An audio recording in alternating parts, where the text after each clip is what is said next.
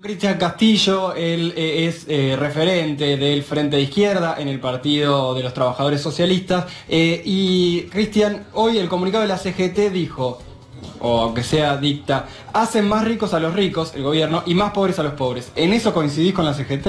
Sí, es la hora que lo digan, ¿no? Porque han venido negociando por todos lados la legislación antiobrera, ¿no? Basta ver que el día que estuvimos todos movilizados y luchando contra una reforma previsional escandalosa, la CGT no se sabía paro, no paro, ¿qué hago? Y ellos negociaron una reforma laboral que ahora, debido a la impopularidad en que quedó sumido el gobierno después de la reforma previsional, la han frenado. Pero bueno, yo creo que hoy estamos sufriendo una cantidad de despidos muy importantes en el sector público y en el sector privado, y se trata de hacer acciones ya, porque la CGT se reúnen a comer el asado en el Barrio Nuevo, Mar del Plata, pero los despedidos están acá. Ayer estuve acompañando a los trabajadores de FANASUL que vinieron en una caravana frente al cierre de todas las fabricaciones militares que desató una pueblada. Mañana a la mañana los trabajadores del Posada, 120 despidos, entre ellos muchos de alta calificación y que dejan sin ese tipo de atención el servicio, en algunos casos especialidades del cáncer. Hay un compañero nuestro del PTS que fue candidato, despedido después de 19 años de trabajo como enfermero en el hospital, o no está en la lista de los renovados. O sea, es un verdadero golpe que han recibido muchos sectores de trabajadores, y que, insisto, tiene una visibilidad en el sector público, pero también en el sector privado. Tenemos cierre de fábricas en Campana, en Zárate, todos los días hay el anuncio de algún autopartista que cierra, o en el sector de la alimentación también. Entonces acá hay una situación muy grave, ¿no? Y la CGT no se trata de palabras, sino que acá se trata de hacer acción, en primer lugar, acompañando y solidarizándonos con los que están peleando. Me planteas esta situación de muchos despidos, de mucha gente en la calle, y eso en la teoría contradice o aunque sea tira para abajo el poder de negociación de los trabajadores frente al 15%. ¿Cómo hace un sector de trabajadores cada vez con más desempleo para tener poder de negociación? Bueno, no es al nivel de rebajarle el pedido por el salario. O sea, no estamos en una situación de hiperdesocupación, estamos en el lugar de una serie de ataques puntuales, pero que si se lucha se pueden parar, porque no es un gobierno que esté bien. O sea, el gobierno que decía después de la elección de octubre, me como a los chicos crudos, ya no es más. Es un gobierno que ha perdido mucha adhesión, que muchos de los que lo votaron hoy lo están criticando, que no estuvieron de acuerdo con sus medidas, y que incluso esta idea de salteo el Parlamento es una confesión de la debilidad política que el propio gobierno tiene. Salteo el Parlamento y trato de meter decretos. Y hay que alertar, si pasan los DNU es porque nuevamente parte de la oposición peronista le da el apoyo, porque no tiene mayoría en ninguna de las dos cámaras para lograr la aprobación de los DNU, que acaba de salir este DNU Omnibus, esta nueva especie que ha inaugurado Mauricio. A propósito, el tema de los docentes, el tema de la división sindical, que es un tema menor, lo principal es que quiere eliminar la paritaria docente. ¿Cómo lo ven desde la izquierda? No, lo denunciamos fuertemente, el conjunto de las medidas que han tomado, ilegales, inconstitucionales. Acá están violando una ley que dice que tiene que haber paritaria nacional, están modificando la composición de esa paritaria en perjuicio del gremio con mayor representación, que no es el problema de los dirigentes que van a estar ahí, claro, sino la realidad de quienes son parte de los afiliados, sin consulta con los afiliados. Se separa el Estado Nacional de tener que dar los fondos para los aumentos en las provincias que no puedan llegar.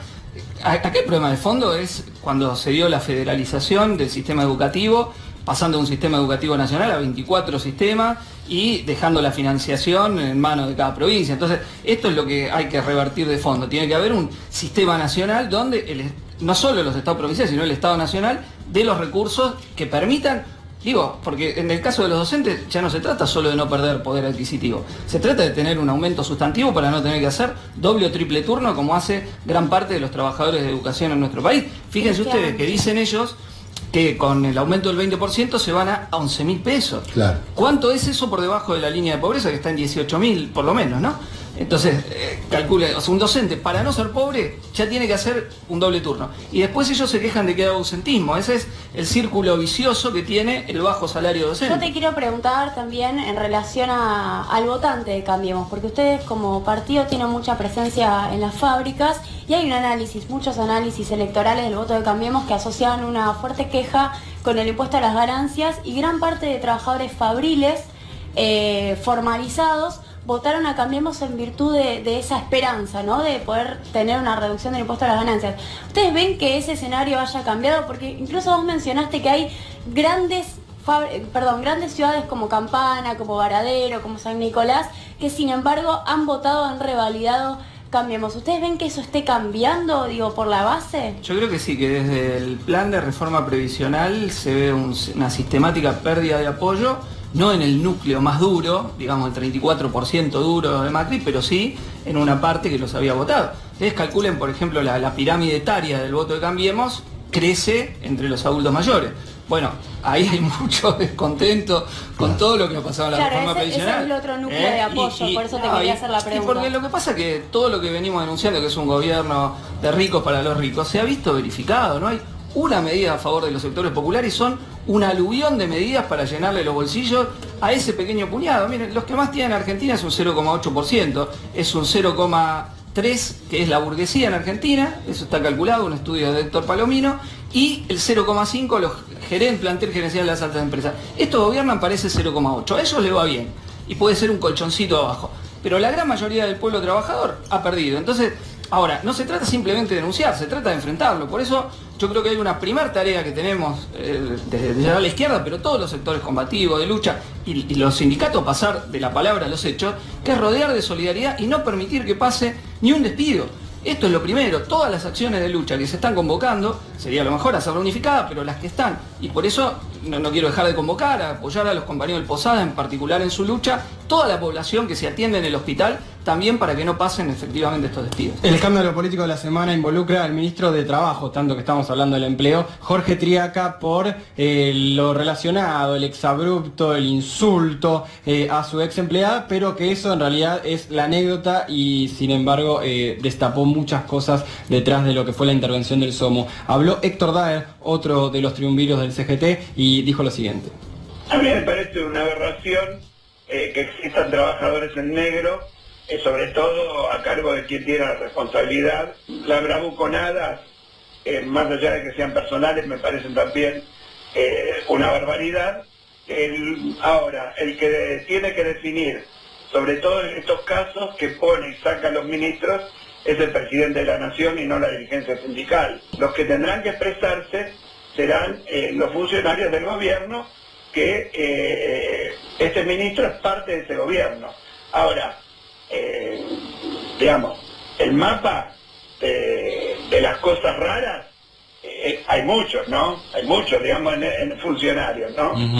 Hay ministros que emitían bonos y que después los compraban, digamos, hay un montón de cosas para evaluar en este mapa. Cristian, ¿tiene que renunciar Triaca para vos? Triaca se tiene que ir, ahora, eso no quiere decir que venga otro mejor, ¿no? Pero Triaca lo que pasa es que es un combo de cosas que son insostenibles. Primero, el mismo audio, ya hay una agresión de género verbal, pero hay violencia de género verbal, hay violencia patronal, la forma en que trata a una empleada suya, en el audio está clarísimo. El ministro que supuestamente está encargado de que no haya trabajadores no registrados, ya está, listo, es causa, y después lo del SOMO. O sea, qué sé yo, es un combo de cuestiones que ya está, no sé qué más tiene que pasar por el lugar que tiene como ministro de Trabajo, un ministro que siempre ha actuado a favor de los patrones y en contra de los trabajadores en cada uno de los casos en que le ha tocado intervenir, ¿no? A propósito, la posición del Ministerio de Trabajo, hablando de Triaca, ha sido en los conflictos, porque ustedes han tenido reuniones seguramente, siempre a favor de la parte patronal, ¿es así? Absolutamente, absolutamente. Se tendría que llamar Ministerio Empresario, Ministerio de la UIA, más la CRA, más la sociedad rural, porque esos son los intereses que defienden. No hay una que han hecho a favor de los trabajadores, una. Bueno, PepsiCo fue emblemático cómo actuaron, pero cada conflicto que es así. Entonces, y lo otro que a veces resulta bastante hipócrita es cuando Triaca se queja de la corrupción de otros dirigentes burocráticos sindicales que nosotros combatimos y denunciamos. ¿Pero de dónde viene? Vean ustedes la historia de su padre. Bueno, precisamente... O sea, hay que ser un poco cínico. El primer dirigente sindical que se afilió al Jockey Club, que era propietario de un Aras, que fue procesado cuando estaba de interventor en Somisa, que fue artífice de la privatización, siendo un dirigente sindical que aparte nunca trabajó y llegó al plástico. Entonces, digo, hay que tener también un poco de cara para ciertas Cristian, en cuestiones. este sentido te quería preguntar también, vos al comienzo Darío te preguntó por el posicionamiento de la CGT, que a mi criterio, más allá de lo que vaya a ocurrir, es realmente relevante, es un hito. Y ahora, bueno, mencionás esta política de Triaca respecto de otros dirigentes. ¿Vos crees que hay ahí algún tipo de política persecutoria, como se ha denunciado, o está bien que estos dirigentes caigan presos y no tiene nada que ver con algún tipo de política desde el Estado Nacional? Mira, hay que separar dos cuestiones, que gran parte de la dirigencia sindical es burocrática y tiene negociado todo eso. Nosotros siempre lo hemos estado denunciando, somos los que sufrimos a esas conducciones sindicales que frecuentemente con las propias patronales se ponen de acuerdo para despedir trabajadores. En el Estado ahora un PCN, en muchos casos hace la lista de los despedidos directamente con el gobierno nacional. Entonces nosotros en esos dirigentes no confiamos para nada. Ahora, Macri no lo hace porque le preocupa que esos dirigentes estén así, es porque cuando ve que no puede controlar lo suficiente, agarra y aprieta.